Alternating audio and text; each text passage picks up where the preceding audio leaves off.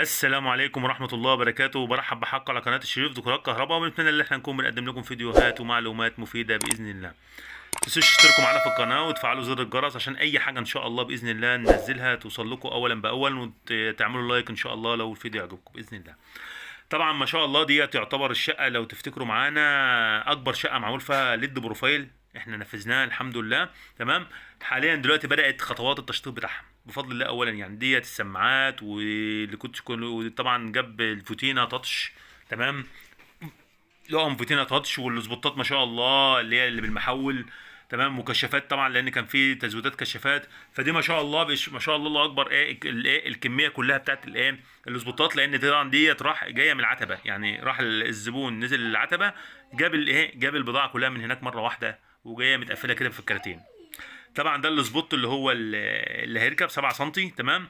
ده هيبقى ورم. تمام. ده هيركب في الشقه كلها، في الشقه كلها يبقى ورم، ما عدا بس المطبخ. جزء من المطبخ اللي هم ال 22 سبوت دول هيركبوا، اللي هم دول هيركبوا فين؟ في المطبخ. اما كله هيبقى ورم ما عدا المطبخ اللي هم ال 22 سبوت دول هيركبوا ابيض. طبعا احنا ما شاء الله هنبدا مع بعض برضو نشطب مع بعض المطبخ، وهتشوفوا معانا تركيب بقى الليد بروفايل وتركيب الاسبوتات والفيش والمفاتيح وكل ده ان شاء الله باذن الله، يعني خطوه بخطوه بخطوه. بس اعرفكم بس على البضاعه كلها عشان ان شاء الله برضو زي ما احنا عودناكم هننزل لكم طبعا ده الكشاف. تمام. زي ما عودناكم ان شاء الله معانا اللي احنا هننزل لكم خطوات العمل، وبعد كده هننزل لكم الفيديو النهائي بتاع بتاع الشغل ان شاء الله باذن الله اما يخلص باذن الله.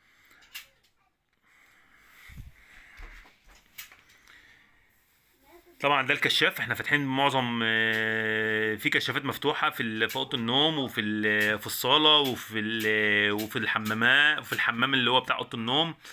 طبعا دي ما شاء الله بكره الليد بروفايل 5 متر 12 فولت 240 ليده في المتر. تمام. طبعا دي المحولات بقى بانواعها ما شاء الله، لان عندنا كميه محولات يعني ما شاء الله الله اكبر، يعني هتبدا من 100 واط، من 100 واط 150 واط 220 واط 300 واط 400 واط. طبعا متفرنطه كده، عشان طبعا انتوا عارفين طبعا على حسب الكميه احنا بنحط الواط، وشرحناه قبل كده في الفيديوهات بتاعتنا اللي نزلناها. طبعا ده حساس حركه، لان هنشغل الحمامات حساس حركه، وهنشغل برضو الطرقه، يعني ممكن نوزع ان شاء الله الحساس ديت بحيث ان احنا يبقى عنده برضو حساس حركه، بحيث يوفر في الكهرباء ان شاء الله باذن الله. طبعا دي لقم الفوتينا التاتش، لقم فوتينا تاتش زي ما انتوا حضراتكم شايفين، لقم فوتينا تاتش. هركبها لكم برضو في الوش وهتشوفوها معانا ان شاء الله. في منها سلم وفي منها وسط سلم. تمام. بس ما فيش منها بقى اللقمه ال 20 امبير والكلام من ده، فجبناها لقم عاديه عادي، هي بس لقم بس مفاتيح، لكن ما فيش منها اللقمه ال 20 امبير، ما فيش منها اللقمه المجوز. طبعا ده السماعات بتاعت الساوند سيستم بتاع الشقه ما شاء الله كلها. تمام. السماعه ديت 9 سم، فتحتها 9 سم، تشتغل معاك على الفولت، تشتغل معاك على الاوم، على حسب طبعا الجهاز اللي انت حضرتك بتشتريه من عند الراجل. وهنشرح كل ده باذن الله في فيديوهات منفصله. احنا المره دي بنعرفكم اول البضاعه، وبعد كده ان شاء الله نشتغل في المطبخ مع بعض باذن الله، ونشطبه مع بعض واحده واحده باذن الله، الليد بروفايل بتاعه والسبوتات. دي السماعه ما شاء الله برضو. الناس اللي بتقول على الاسعار اسالني على اللي انت عاوزه وانا ارد عليك، يعني ان الحاجات دي جايه جمله، يعني لو انا قلت لك على سعرها هي جايه جمله، فانت ممكن تروح تجيب حاجه زيها تلاقيها غاليه شويه فتقول لي لا، يعني اللي انت عاوز تعرف سعره، اللي حابب يسال عن اي حاجه يقول لي عليها ان شاء الله. طبعا ما شاء الله كل ده طبعا اللي انتوا شايفينه ده ليد بروفايل، كل ده ليد بروفايل اذا كان في الحيطان او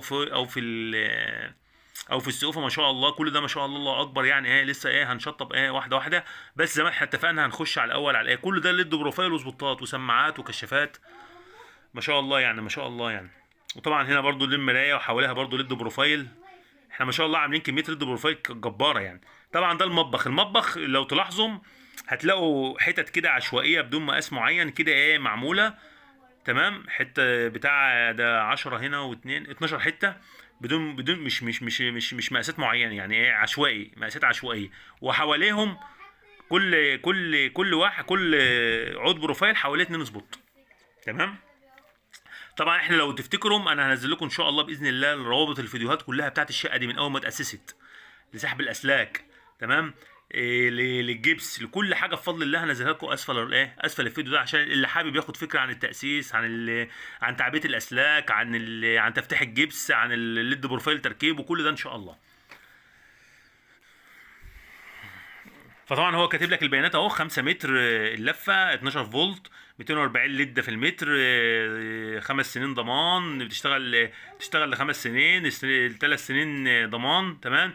اللفه كلها 180 180 واط، يعني اللفه دي كلها ال 5 متر 180 واط. طب انا عاوز المتر الواحد اقسم على اقسم على 5 يديني يديني المتر الواحد الواط بتاعه كام.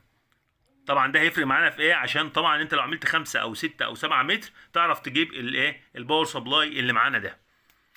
تمام كده، تعرف تجيب الباور سبلاي الحمل بتاعه. كل ما يبقى الحمل عالي طبعا ده ده الباور سبلاي بتاعنا 150 واط. كل ما يبقى الباور سبلاي الواط بتاعه اعلى كل ما هو حمايه ليك قدام. تمام كده.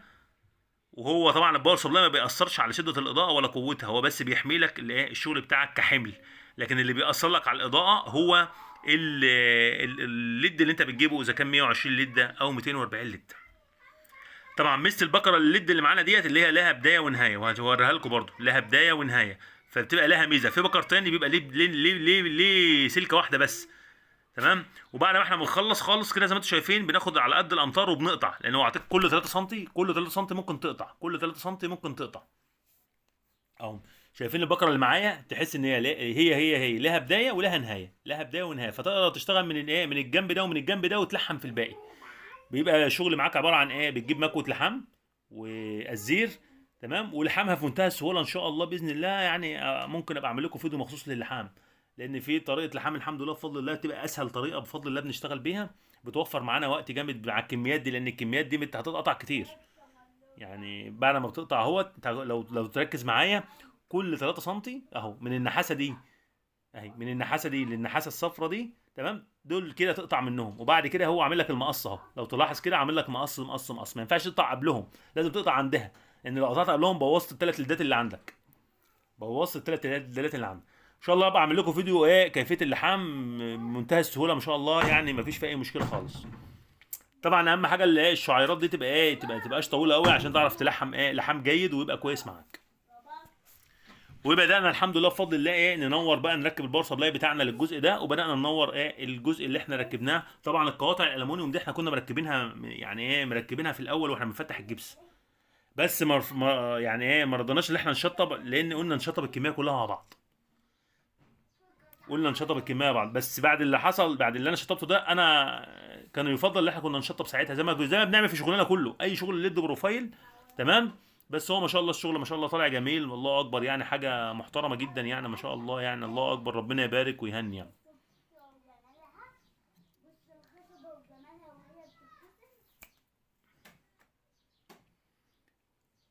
الجزء اللي احنا خلصناه ما شاء الله تركيب ليد بروفايل اهو، بدانا نغطي الغطيان بتاعته، الغطا بتاعه، بدانا نغطي الغطا بتاعه، لان احنا عاملين خمس خطوط على محول. تمام. وخمس خطوط على محول. تمام. 5 خطوط، 5 خط دول كده، دول 5 عاملينهم على محول، والخمسه التانيين عاملينهم على محول، وفي الاول وفي الاخر بيفتحوا مفتاح واحد. تمام. اهم حاجه يبقى قدره المحولين واحد، حتى لو هو هيشتغل اضعف من يعني اكتر من القوه اللي عليه. ليه بقى؟ لان انت لو عملت محول مثلا وليكن محول قدرته مثلا 200 امبير مع محول 100 امبير، هتحس ان في فرق في التوقيت ما لو انت فتحت المفتاح. تمام. ده طبعا معانا ما شاء الله البرايز بقى والمفاتيح اللي احنا هنركبها في المطبخ. تمام. معانا دي باريزه مجوفه بركبها للغسالات اللي تحت الحوض، وبركبها للثلاجات، وبركبها للحاجات اللي هي الفيشه تبقى غطسانه معاك.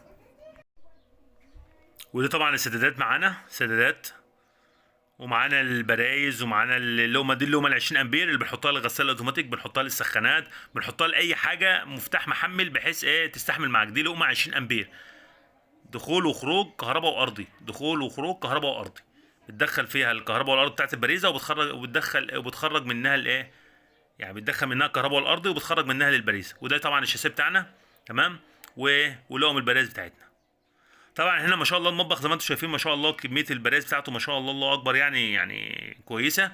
تمام. بحيث ندي للعميل اللي هو يثبت الفيشه ويشتغل من من الجهاز على طول. طبعا احنا تحت الثلاث برايز تحت دول عباره عن الغساله وغساله وفلتر. تمام. فوق الحوض هيبقى مفاتيح التحكم بتاعتهم. طبعا زي ما انتم شايفين عاملينها ايه، باريزه مجوفه، باريزه فيشه مجوفه، فيشه مجوفه، بحيث ان الفيشه ما تبقاش ايه لما يجي يحط الغساله ما تبقاش ناطره الغساله، تبقى داخله لجوه، بحيث يحط الغساله، يحط الفلتر، يحط اي حاجه تحت. ده بالنسبه لايه لفوق. اما بالنسبه لتحت، اما بالنسبه لفوق هيبقى في مفتاح للغساله هنا، وهنا مفتاح للفلتر والايه والغساله، بحيث يبقى اي فيشه تحت لها مفتاح تحكم فين فوق، لها مفاتيح تحكم فوق. وهنا يبقى مفتاح الشفاط المسطح ومفتاح البوتاجاز. وزي ما انت ماشي بقى كده ايه، فيش فيش فيش، هيبقى هنا التلاجة والميكروويف والحاجات دي كلها، اي حاجه فيش هيبقى لها مفتاح ان شاء الله باذن الله.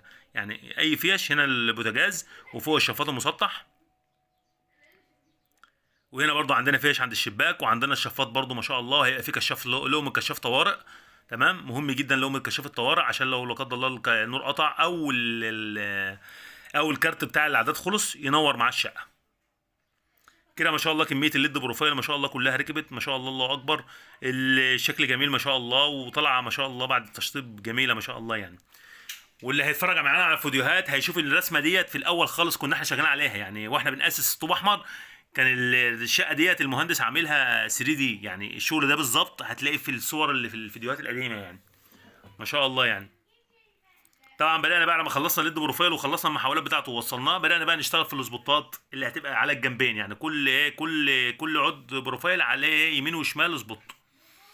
طبعا دي المفاتيح التاتش اهيت، ما هيش بارزه، مسويه الفيشه، بتضغط انت عليها تفعلها، بتضغط عليها زرار تاني تقفلها. وما شاء الله جميله وشكلها شيك، يعني ما شاء الله يعني جميله وشكلها شيك. اللومه 16 امبير تستلم معاك لحد 16 امبير، وكذلك برضو البرايز تستلم معاك لحد 16 امبير. في منها زي ما اتفقنا، في منها ديفاتيري، وفي منها وسط سلم موجود يعني ما شاء الله يعني. ده السلم اهو 3 مسامير ديفاتيري، شايل معاك ديفاتيري.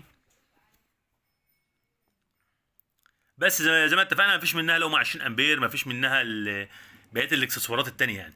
حتى برضو مفيش وش منع منها، وش منع ميه من اللي هي الشغل التاتش يعني. ما شاء الله هو بعد ما احنا الحمد لله شطبنا السقف اهو، بنشطب فيه عامه اهو ما شاء الله الشغل ما شاء الله الله اكبر يعني.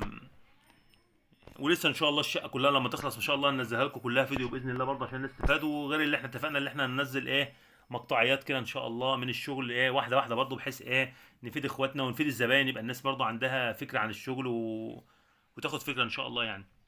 طبعا دي سبوتات بس، سبوتات فقط لا غير. انا طافي الاضاءه المخفيه ومشغل سبوتات فقط لا غير. السبوتات دي بيضاء عشان تبقى هي دي الاضاءه الاساسيه بتاعت المطبخ يعني. هنا بقى ما شاء الله في الساوند سيستم عاملين سماعه في النص اهو. طبعا ده ما شاء الله الحمام برضو ليد بروفايل وفي سبوتات ما شاء الله. تمام.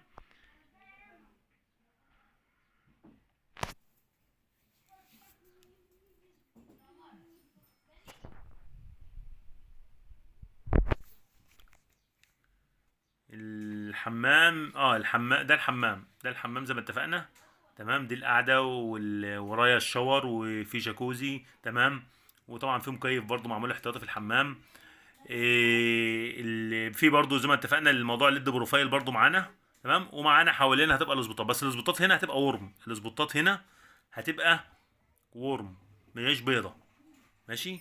والاضاءه والليد بروفايل زي ما انتم شايفين ورم اهو. والليد بروفايل ما شاء الله يعني الله اكبر اهوت ورم برضو يعني.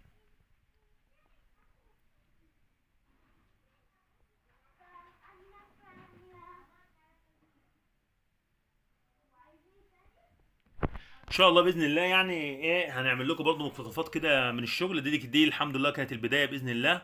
زي ما اتفقنا هننزل لكم مقتطفات من الشغل، ولو في اي حد عنده استفسار ان شاء الله هرد عليه في التعليقات. بنتمنى ان احنا نكون بفيد حضراتكم، ولو في اي ملاحظات اي حاجه موجود معاكم في التعليقات. والسلام عليكم ورحمه الله وبركاته.